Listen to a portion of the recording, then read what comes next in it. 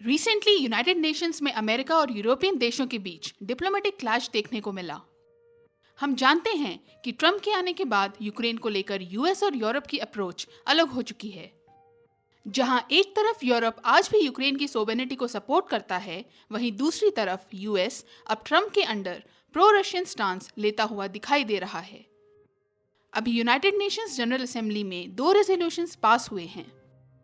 इनमें रशिया के Ukraine invasion को कंडेम किया गया है और ये डिमांड किया गया है कि रशियन ट्रूप्स को यूक्रेन से इमीडिएटली विड्रॉ कर लेना चाहिए।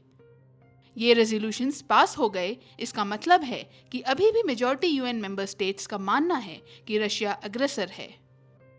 मतलब मेजॉरिटी यूएन मेंबर स्टेट्स का मानना है कि यूक्रेन में हो रही हॉस्टिलिटीज के लिए रशिया को ब्लेम किया जाना चाहिए।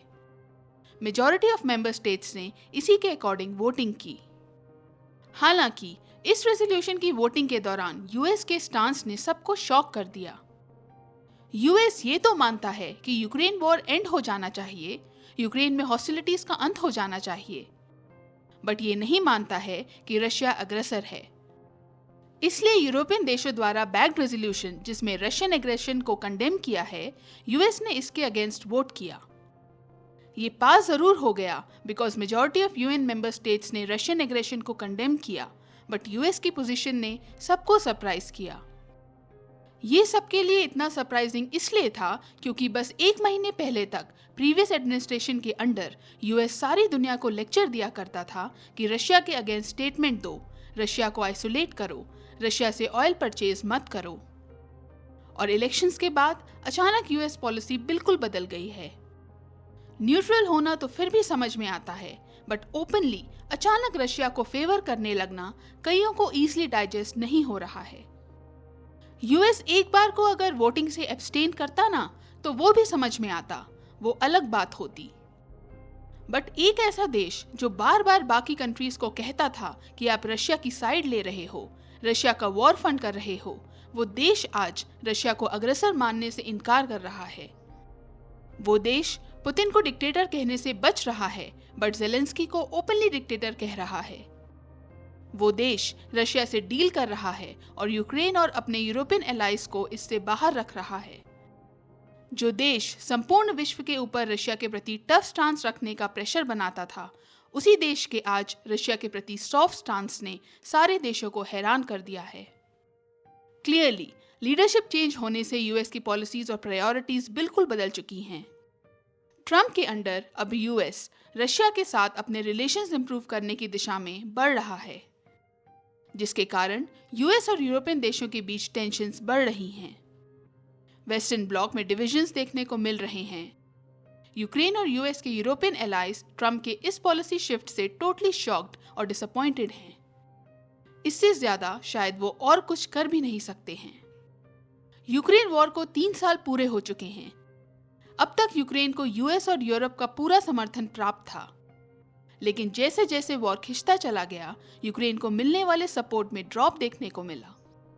इसे वॉर फटीग कह लीजिए या इंटरेस्ट्स का रीअलाइनमेंट कह लीजिए, समय के साथ यूक्रेन के प्रति सपोर्ट में कमी जरूर आई है।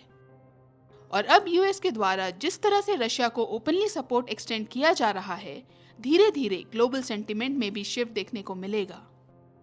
यूएनजीए में पास हुआ रेजोल्यूशन बाइंडिंग नहीं है, बट इससे ये जरूर पता चला है कि यूक्रेन को लेके इस टाइम पे विश्व के मेजॉरिटी देशों का क्या ओपिनियन है।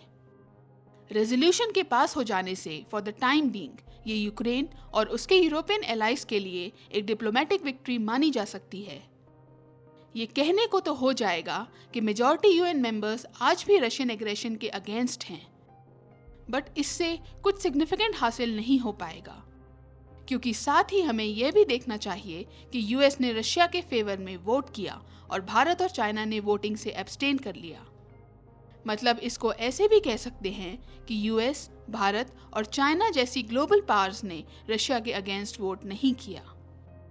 तो हम यूक्रेन वॉर को एंड करने की दिशा में तो बढ़ रहे हैं, इसको लेकर सभी देश सेम पेज पर हैं, बट यूक्रेन में ये पीस किस कॉस्ट पर आएगी, यूक्रेन को क्या कंसेशंस देने पड़ेंगे, इस वॉर को किस तरह से देखा जाना चाहिए, इसको लेकर देशों के मत अलग अलग हैं।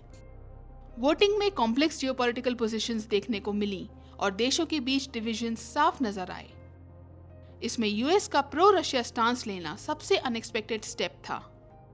आने वाले टाइम में साफ है कि यूएस अपने इंटरेस्ट को ध्यान में रखते हुए रशिया के साथ अपने संबंधों को सुधारेगा, विच ऑटोमेटिकली मीन्स आगे भी ऐसे ही यूएस के यूक्रेन को सपोर्ट करने की पॉलिसी में डिपार्चर देखने को मिलता रहेगा। यूएस के द्वारा यूक्रेन की टॉप लीडरशिप को ऑलरेडी क्रिटिसाइज किया जा रहा है। यूक्रेन के ऊपर प्रेशर बनाया जा रहा है, उसके सामने टफ डिमांड्स रखी जा रही हैं। ये बिल्कुल भी सरप्राइजिंग नहीं होगा अगर ग्रेजुअली हम देखें कि रशिया के अगेंस्ट इंटरनेशनल कंडेमनेशन कम होता जाए, यूक्रेन को सपोर्ट करने वाले देश धीरे धीरे न्यूट्रल होते जाएं और रशिया और यूएस मिलके यूक्रेन में सिग्निफिकेंट गेन्स कर लें। इस बात पर डिबेट की जा सकती है कि रशिया यूक्रेन वॉर में कौन जीता, रशिया या फिर यूएस। इन दोनों में से किसको ज्यादा फायदा होगा, बट ये बात तो कंफर्म हो चुकी है कि इस वॉर में कौन हारा। ये कहना बिल्कुल भी गलत नहीं होगा कि Ukraine has lost this war.